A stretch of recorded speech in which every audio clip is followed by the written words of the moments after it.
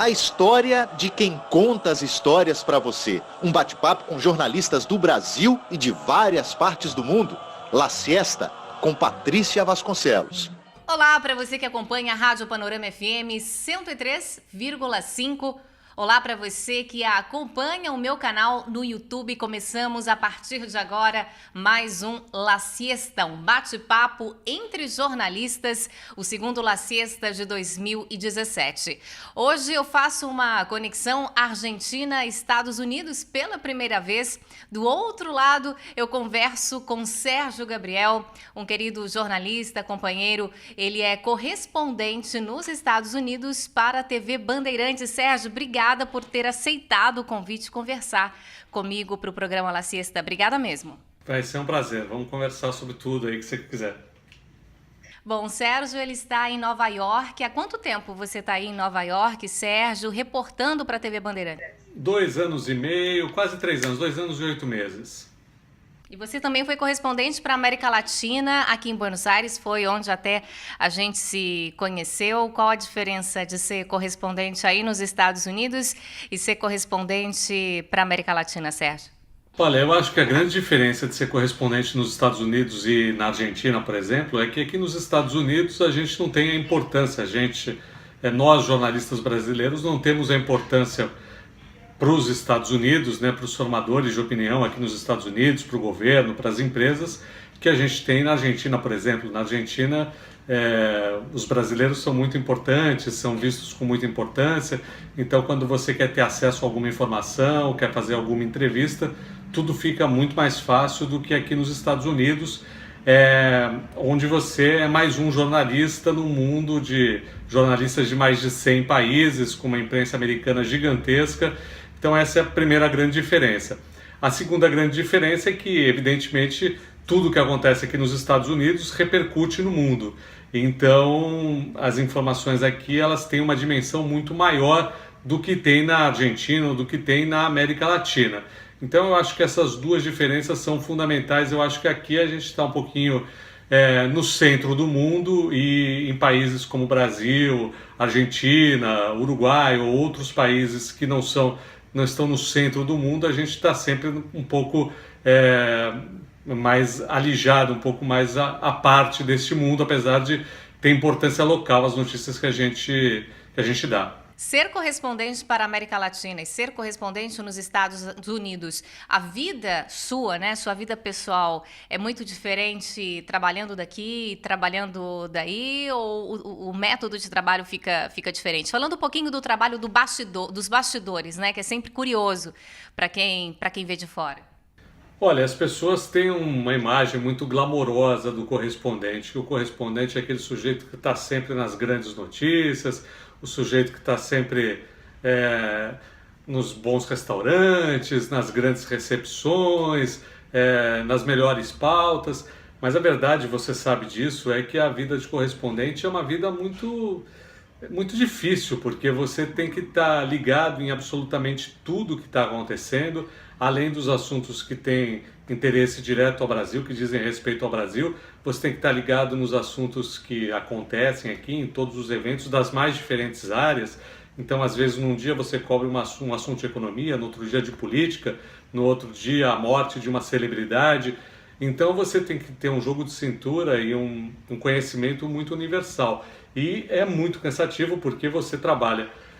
Tem coisas curiosas, né? O correspondente, ele é uma pessoa só, mas as pessoas para as quais ele envia notícias são pessoas que fazem horários nos seus jornais no Brasil, nas emissoras de televisão, né? Então, às vezes você trabalha para 3 ou 4 jornais. Em diferentes horários. E o cara lá no jornal dele, ele entrou 2 da manhã, 6 da manhã, 7 da manhã ele acabou o trabalho dele, está indo embora. Então ele te liga como se você estivesse começando o seu trabalho agora. E daí você continua seu trabalho, você ultrapassa os diferentes jornais, as diferentes equipes, e você é uma pessoa só. Então você acaba trabalhando muito. Isso sem falar daquelas coisas clássicas, né? Como é você acordar de madrugada. Eu há muito tempo não sei o que é dormir sem o telefone ter um alerta. Então há coisas que as pessoas não imaginam e não veem no dia a dia que fazem da nossa vida de correspondente Uma vida que, apesar de ser evidentemente instigante, apesar de ser interessante e apesar de ser um momento muito especial da nossa carreira como jornalista, é também uma experiência e um momento de muito trabalho e de muito suor físico. Eu diria que é muito mais transpiração do que inspiração. Muita dedicação, né, Sérgio? Aqui no La Siesta, eu sempre pergunto para o jornalista convidado o seguinte, das histórias que você contou, Sérgio Gabriel, o que você destacaria nessa semana? É óbvio que eu até já sei o que você vai responder, né? Estamos aí às vésperas da posse do novo presidente dos Estados Unidos, Donald Trump. Como é que está o clima aí? Exatamente. Só se respira a posse do novo presidente dos Estados Unidos. O clima é curioso, né? Uma grande parte da população está morrendo de saudades do presidente que está saindo, do Barack Obama, né? Até porque o Obama pode não ter realizado tudo o que prometeu, pode não ter tido eficiência em vários aspectos, mas é claro, é sempre uma figura muito simpática, uma figura muito agradável para a grande maioria das pessoas. Então tem muita gente com saudade. E tem muita gente também com expectativa e com vontade de ver o governo de Donald Trump, que afinal é o governo que venceu nas urnas. É claro que a gente pode discutir que ele teve 3 milhões de votos a menos que a Hillary Clinton, mas nas regras aqui dos Estados Unidos ele venceu no colégio eleitoral, venceu na maioria dos estados e legitimamente será o presidente americano. Há muita expectativa, porque ao longo dessa semana o Congresso já tomou posse, há um grande trabalho dos republicanos, né, que é o partido do Donald Trump, para derrubar ou para acabar com todo o legado do presidente Barack Obama na área da saúde, na área do meio ambiente. Então o que a gente vai ver aqui nos Estados Unidos é uma grande guinada de um tipo de governo que é o governo do Barack Obama para um desconhecido, né?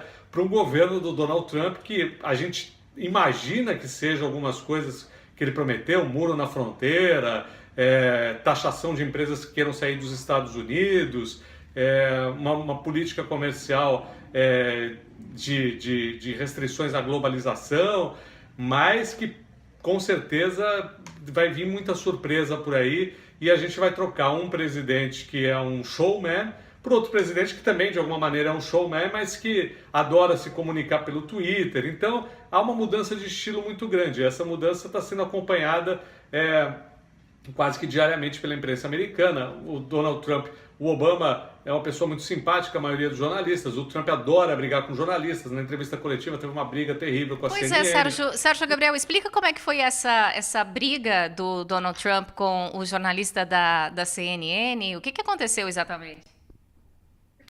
Então, o que aconteceu foi o seguinte, a CNN divulgou uma informação, um dossiê, ao qual o Donald Trump teve acesso, que foi passado pelo Serviço de Informação. O Serviço de Informação coletou uma série de informações e de informes que ele tinha a respeito do Donald Trump e apresentou ao Trump para que ele soubesse o que estava sendo investigado a respeito dele, o que outros países estavam investigando, que informações eles teriam.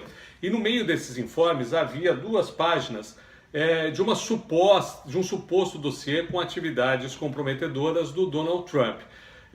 Eu digo suposto porque essas atividades não foram comprovadas e o próprio Donald Trump nega que tenha feito essas atividades. Que tipo de atividade, por exemplo? Dizem respeito à vida pessoal do Donald Trump, visitas à Rússia, diz respeito à vida sexual de Donald Trump, mas nada que tenha sido efetivamente comprovado.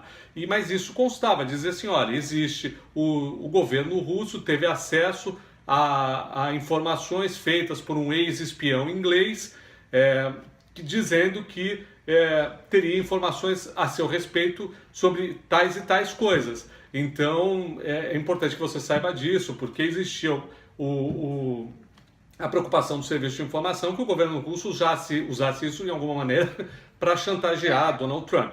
O Trump imediatamente, quando viu o papel, disse, olha, isso tudo é mentira, isso nada aconteceu, isso é tudo uma invenção.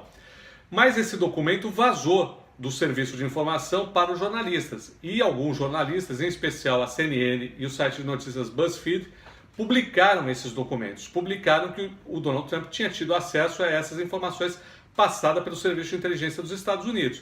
E o Trump ficou furioso com isso, porque disse que era tudo mentira, que isso não podia ter sido publicado, tinha que ter sido checado antes. E durante a entrevista coletiva, quando a CNN tentava fazer uma pergunta ao Donald Trump, ele dizia que eles não teriam direito a nenhuma pergunta na entrevista coletiva porque eles eram uma emissora que publicava informações falsas, notícias falsas.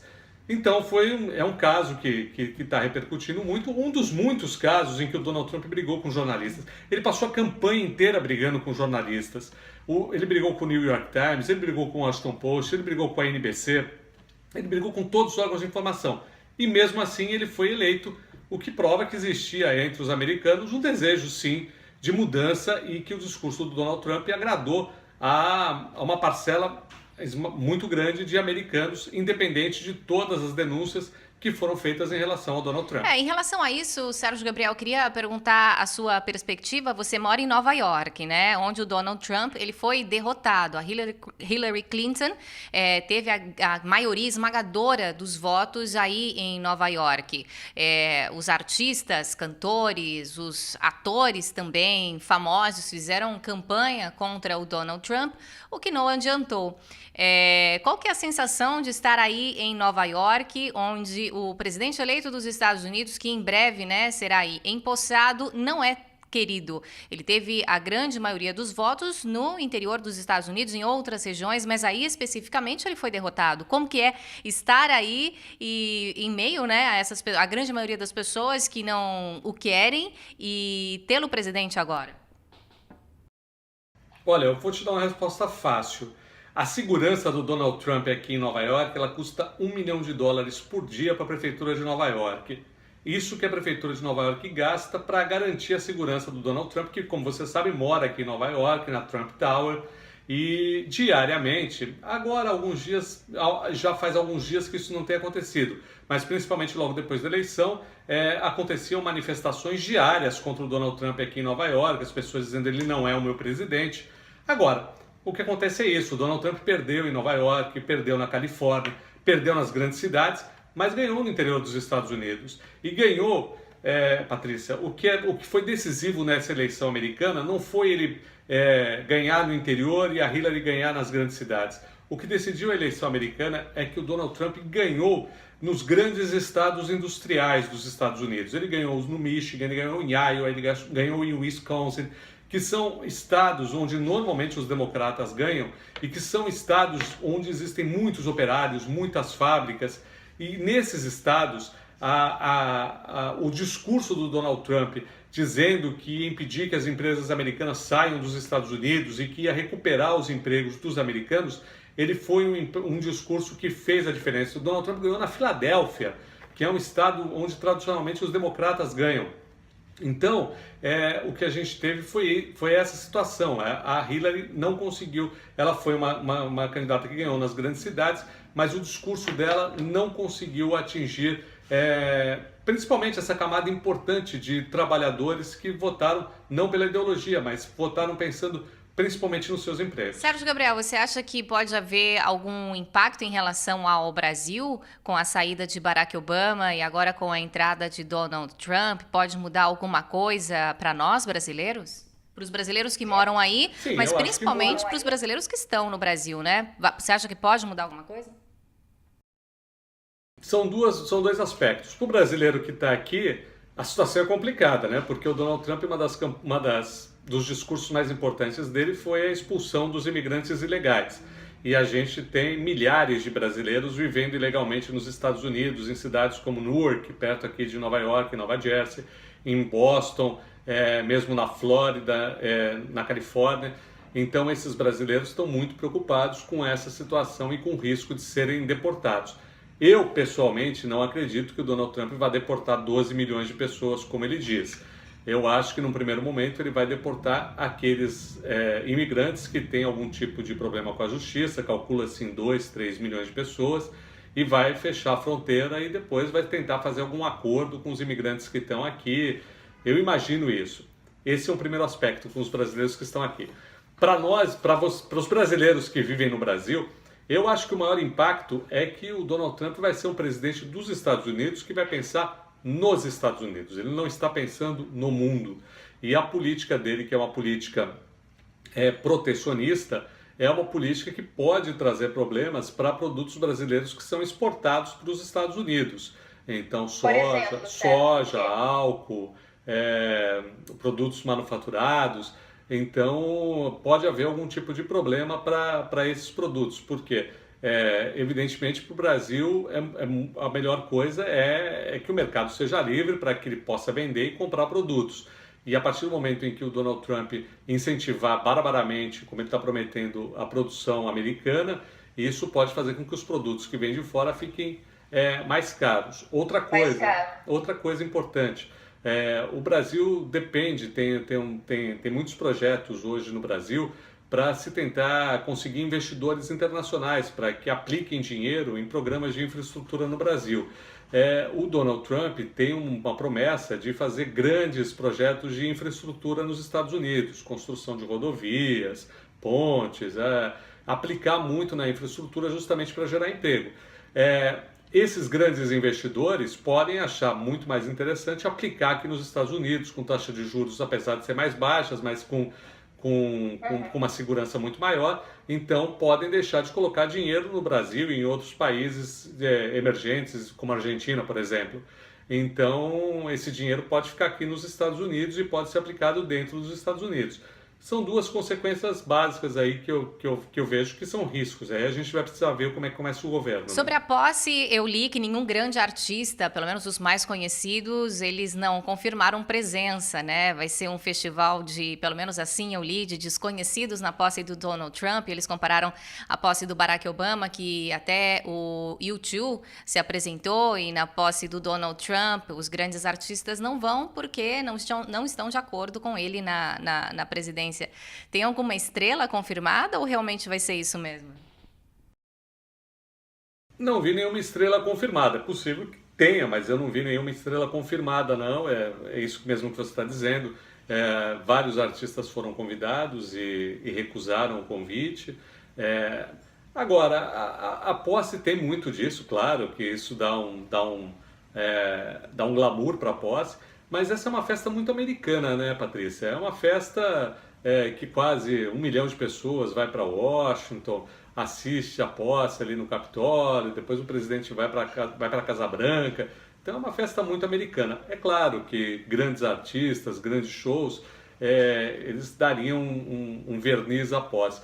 Mas essa não é a posse de um presidente popular entre os artistas, entre os intelectuais. Eu acho que talvez se tiver uma bandinha country ali, se tiver o pessoal da luta livre lá, do MMA, se tiver uns 2 jogadores, o Don King do boxe, eu acho que é muito mais... esse pedaço dos Estados Unidos que está chegando ao poder agora é muito diferente da turma do Obama, é a turma do fundão dos Estados Unidos, é a turma do trabalhador, é a turma do cara que trabalha na mina de carvão, é a turma da cidadezinha pequena dos Estados Unidos, esse pessoal que está chegando ao poder, legitimamente. Que curioso, né? Quer dizer, o operário, assim, o operário, o trabalhador americano, sendo representado, então, por um magnata milionário e que ele poderia, tudo bem, ser rico, mas ele também gosta de esbanjar um pouco, né? E fazer mostrar também todo o seu poder, né? Ele gosta muito disso, me parece. Tem uma camada de trabalhadores, é claro que não aqueles trabalhadores mais ideológicos, mais sindicalizados. O trabalhador que está votando no Donald Trump é aquele trabalhador do fundo dos Estados Unidos, das cidades industriais dos Estados Unidos.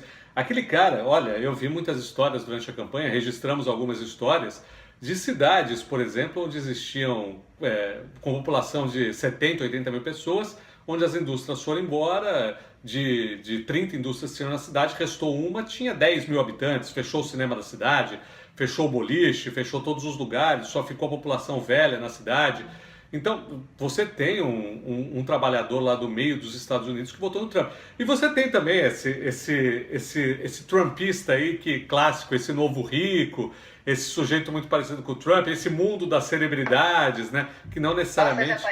É o cara do Aprendiz, é o cara do reality, né? São essas pessoas muito populares aqui nos Estados Unidos, dos grandes programas populares, e do qual, inclusive, o Trump vem. É uma história maluca, né? Se a gente parar para pensar, o Trump, 10 anos, 15 anos atrás, era apresentador de um programa de Miss Universo, era dono de um formato de programa de Miss Universo, apresentava o Aprendiz. Claro, era uma pessoa muito rica, mas nunca se imaginou que pudesse ser presidente dos Estados Unidos, né? E é uma história fantástica, né? Que a gente nunca antes na história dos Estados Unidos isso aconteceu. Eu acho que faz mais de 100 anos que o presidente dos Estados Unidos não é uma pessoa que tenha tido algum cargo público. O Trump nunca teve um cargo público na vida, nunca foi prefeito, secretário de Estado, nunca trabalhou em nenhum órgão de governo.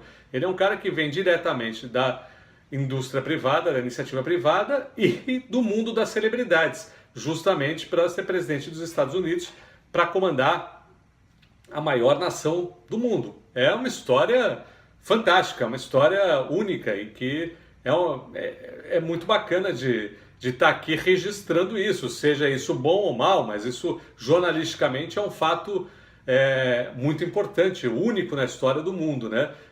Se isso vai ser bom ou mal, o tempo vai dizer. Tá bom, obrigada, Sérgio Gabriel, é um prazer tê-lo aqui, somos jornalistas, temos aí a mesma função, correspondentes, a gente tinha até uma brincadeira aqui em Buenos Aires em espanhol, quando a gente não concorrente, né, mas a gente dizia competência amiga, que em espanhol seria competentes, né, quer dizer, a pessoa que está ali do outro lado, na outra empresa, mas somos grandes amigos, então eu só vejo coisas positivas nisso aí. Eu sempre peço, Sérgio, para o jornalista convidado escolher uma música para encerrar o La Siesta. O que você tem em mente? O que você gostaria de escutar? Ou, na verdade, sugerir para os ouvintes, né? Pensa que isso vai estar sendo exibido para o sul de Minas Gerais, ali, algumas cidades de São Paulo também. Puxa, você me pegou de surpresa, hein? Vamos pensar, olha...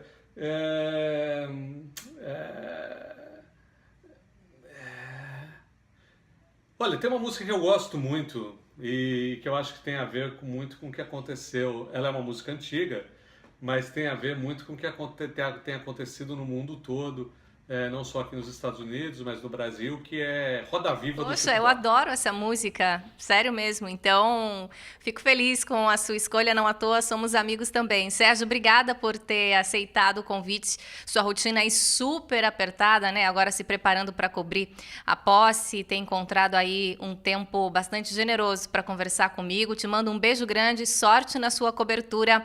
Mande um alô para todo mundo aí da Rádio Panorama. Ok, muito obrigado. Foi um prazer conversar com você. Você sabe que eu passei 2 anos aí na Argentina. Eu só tenho as melhores recordações de todos os amigos correspondentes. Fiz grandes amigos na Argentina. Isso que você falou é uma coisa muito verdadeira. É claro que existia a competição, mas sempre uma competição muito respeitosa. Sempre houve uma amizade muito fraterna entre todos os correspondentes na Argentina. E eu guardo as melhores recordações aí de Buenos Aires. Foi um período que eu passei que eu considero um dos períodos mais felizes, quiçá talvez o mais feliz profissionalmente da minha vida. Então, um prazer falar com você aí e com os ouvintes da Rádio Panorama. Sérgio, obrigada. Obrigada também a você que nos acompanhou neste sábado, 13h. O La Siesta também tem reprise aos domingos, às 8 horas da manhã e segunda-feira, às 6 horas da manhã. A gente encerra, então, esse programa com a dica do Sérgio Gabriel. Chico Buarque, Roda Viva. Nosso encontro é no próximo fim de semana. Até lá. Roda gigante, roda moinho, roda peão.